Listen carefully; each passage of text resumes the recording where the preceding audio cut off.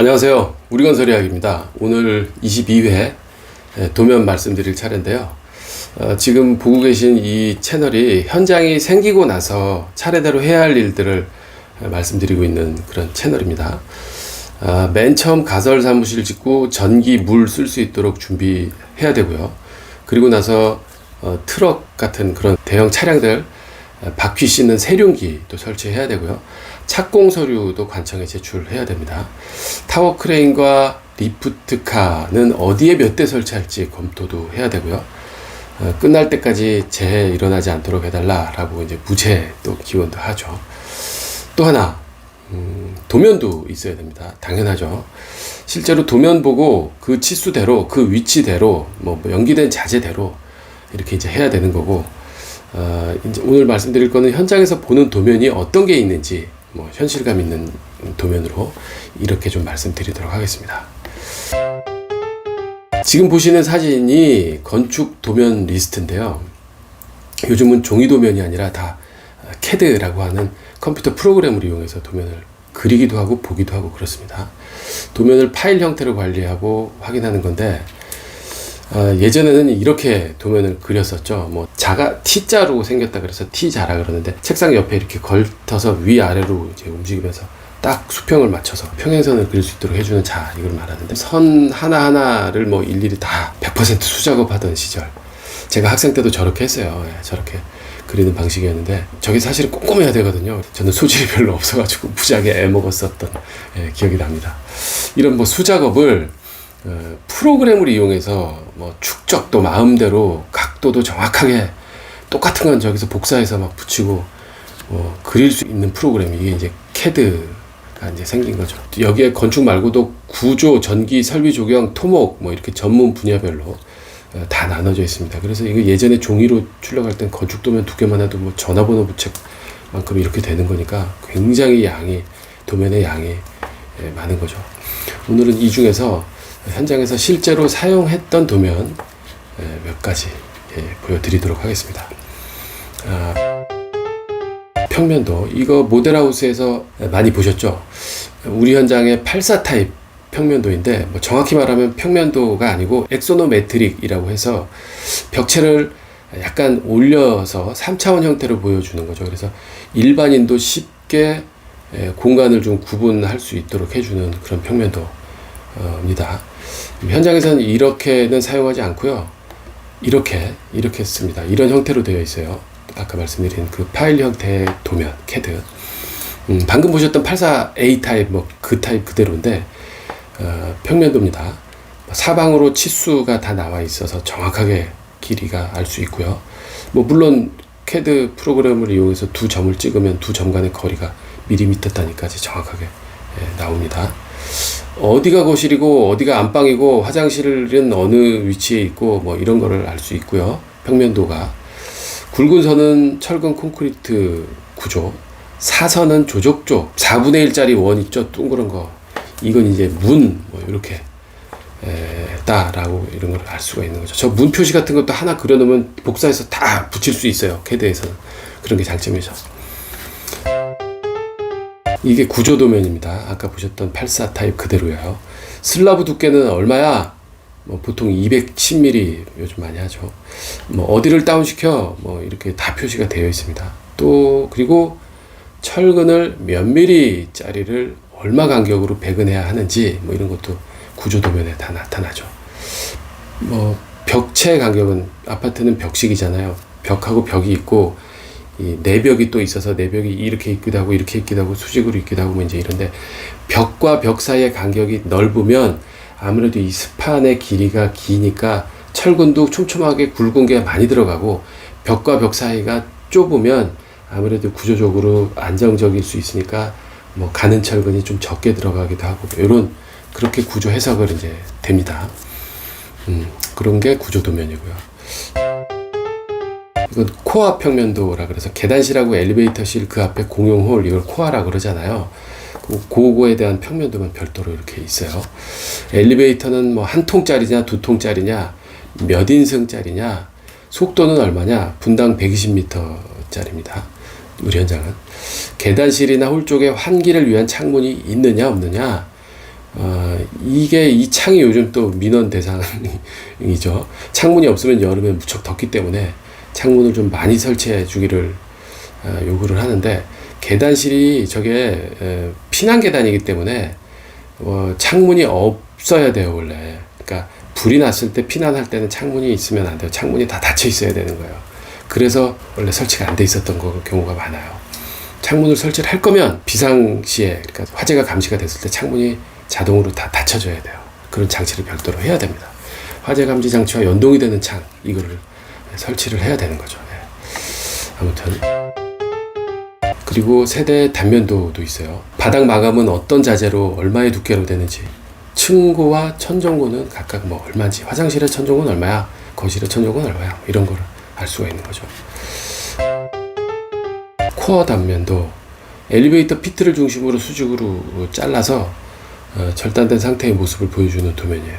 계단실은 한 계층 높이 뭐가 얼마인지, 엘리베이터의 최하단의 그 완충용 공간은 얼마인지, 완충용 공간이 있어야 됩니다. 맨 밑에 기초가 더 파져야 되는 거예요. 2250mm, 2.2m 이상의 더 깊어야 됩니다. 그래서 거기 안에 사람이 들어가서 작업을 할 수 있어야 되는 거예요. 형별 성능 관계 내역, 이거 생소하실 텐데, 지금 사진은 건축 시공 과정 31 중에 4번 외벽 단열재 공사 때 보여드렸던 사진이에요. 주택에서는 단열재가 굉장히 중요한데, 왜 중요하냐면 우리나라가 사계절이잖아요. 겨울은 영하 20도, 여름은 뭐 36도, 37도, 뭐 40도 막 이렇게 올라가잖아요. 그러니까 온도차가 굉장히 심한데, 그래서 단열이 중요하고, 법적으로도 지역을 아예 나눠놨어요. 여기는 되게 추운 지역이니까 되게 세게 단열재를 넣어라. 여기는 좀 따뜻하니까 조금 적게 넣어도 돼. 중부 1, 중부 2, 남부 제주, 이렇게 4개의 권역으로 분류가 되어 있습니다. 실제로. 도면에도 형별 성능 관계 내역이라 그래가지고, 이 지역이 중부 1에 해당하는 거야, 남부에 해당하는 건지, 뭐 이런 걸 다 따져요. 따져서 그 지역에 따라서 이 부위, 뭐 어느 부위야, 뭐 외기에 직접 면하는 부분이야, 외기에 간접 면하는 부분이야, 최상층이야, 뭐 최하층이야, 뭐 벽이야, 이런 거를 다 일일이 다 열거해놔요. 그래서 이 위치에는 이 단열 성능을 유지하시오, 이게 숫자로 아예 딱 명확하게 구분이 돼 있어요. 그게 도면에 나와요. 벽, 중간층 바닥, 최하층 바닥, 최상층 천정, 이걸 또 외기에 직접 면한 면, 간접 면한 면, 이렇게 이제 구분을 해서 아주 디테일하고 정확하게 언급이 되어 있는 거예요. 지금 보시는 이거는 외기에 직접 면한 최상층 천정에 대한 얘기인데, 열 관류율이 0.18 이하여야 된다라고 나와 있어요. 열 관류율은 낮을수록 좋은 거예요. 0.18 이하여야 되는데 0.157 나옵니다. 이대로 하면 이렇게. 그래서 단열재 두께는 단열재 종류는 뭐를, 두께는 얼마큼 이렇게 써라고 형별 성능 관계 내역을 보면 알 수 있는 거예요. 단지 배치도입니다. 동 배치, 도로는 뭐 어디야, 뭐 방위 표시가 어디가 북쪽이고 어디가 남쪽이야, 이런 거 알 수 있는 거죠. 대지횡 단면도입니다.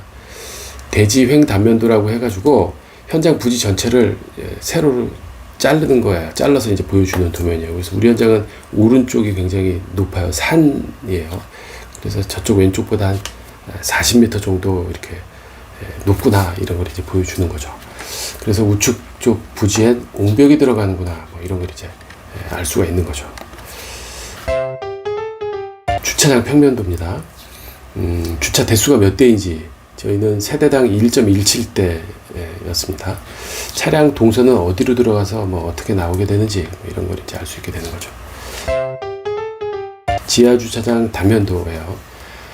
오른쪽 주차장은 지하 3층까지 있고요. 왼쪽 주차장 구간은 지하 1층까지 있습니다. 그리고 맨 왼쪽에 보시면 전기실이 있고요. 전기실 바닥이 주차장 바닥보다 낮구나 라는 걸 알 수 있어요. 이렇게요. 전기실은 층고가 높아야 돼요. 수배 전반이라고 하는 게 이제 들어간다 그랬어요. 그래서 높아야 돼요.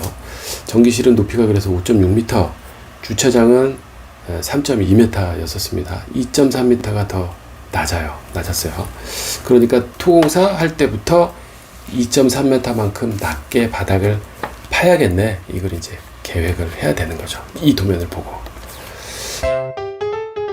지하주차장 램프의 단면도인데 지하주차장 램프 규정이 상당히 까다롭습니다.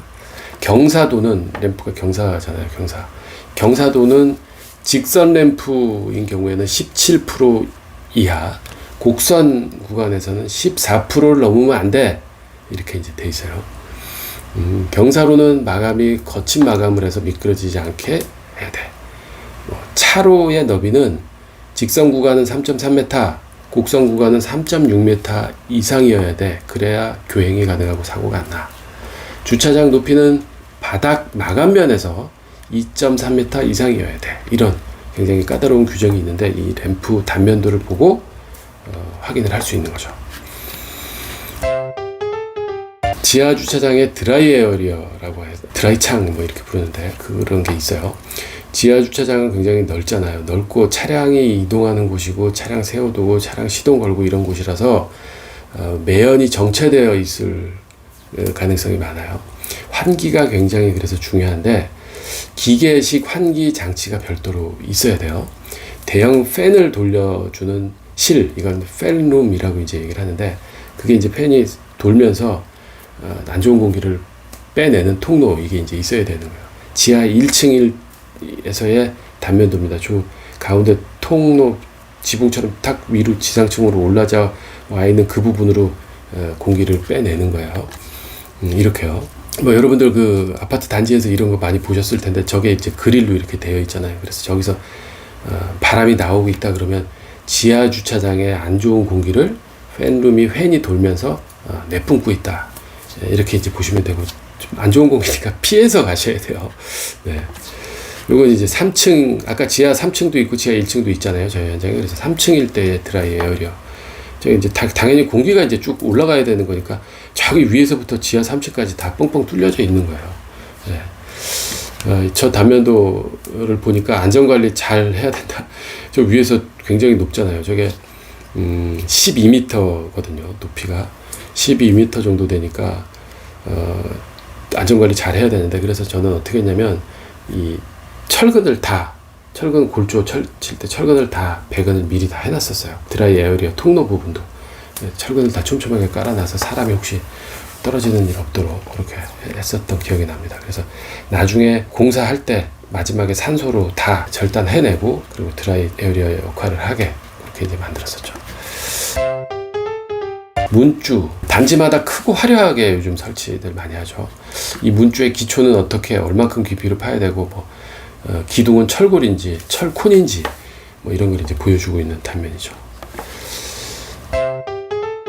상세도라 그래서 지금 보셨던 여러 가지 사진처럼 전체적으로 큰 거를 보여주는 도면도 있고요.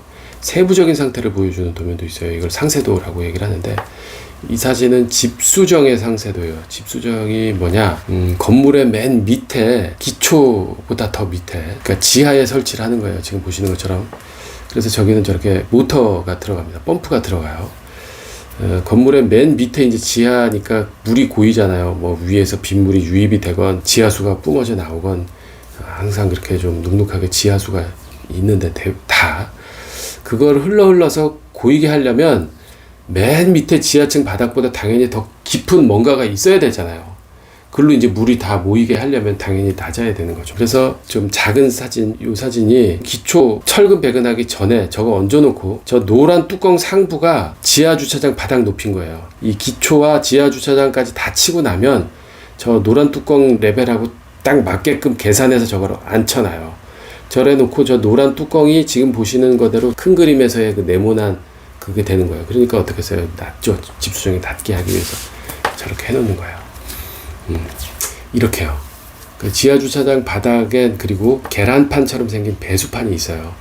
이 배수판이 이렇게 해놓고 그 위에 누름 공구리를 치는 건데 그러면 바닥 전체에 어딘가에 있을 수 있는 물이 지하수가 계속 나오더라도 흘러서 어디로 갑니까? 집수정으로 다 흘러가는 거예요. 레벨 차이에 의해서.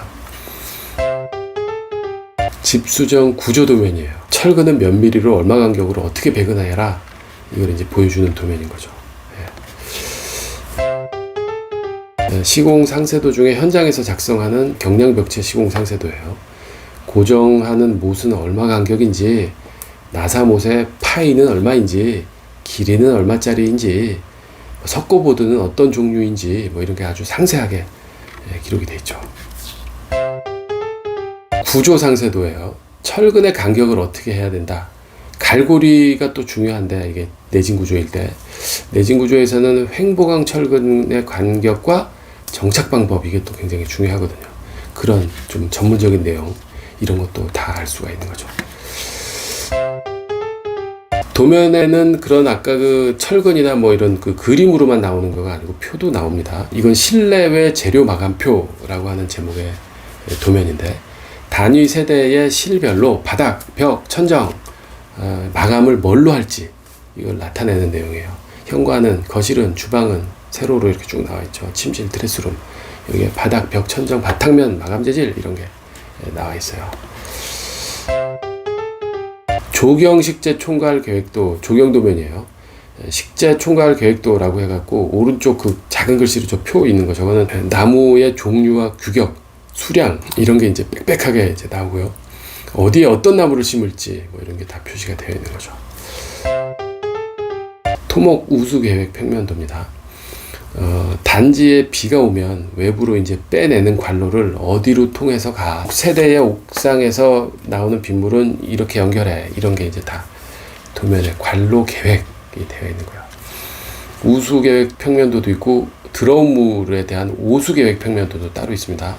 단면도도 따로 있고 다 그렇습니다. 단지 포장 계획도, 이것도 통역 도면인데 이것도 있어요. 단지 내의 도로의 포장 계획은 이렇게, 여기는 아스팔트, 여기는 ILB 블럭, 도로의 선형은 이렇게 이제 되어 있는 거죠. 그거대로 이제 경계선 놓고 포장하는 거죠. 동 진입로 포장은 이렇게, 이런 거 다 이제 보여주는 거죠. 네. 오늘 도면 여기까지 말씀드렸고요. 다음 시간에는 23회 공정관리 말씀드리겠습니다. 현장 초기에 뭐 이 현장의 공정이 적정한지, 아니면 전혀 여유가 없어서 뭐 특단의 대책을 처음부터 좀 세워야 될 필요가 있는 건지, 이런 건 분명히 이제 초기에 검토해야 되는 부분이고요. 그리고 또 뭐 아파트 짓는데 얼마나 걸려요? 뭐 이렇게 막연하게들 궁금하신 분들 많던데, 뭐 이 질문에 대한 답변도 다음 시간에 드리도록 하겠습니다. 감사합니다.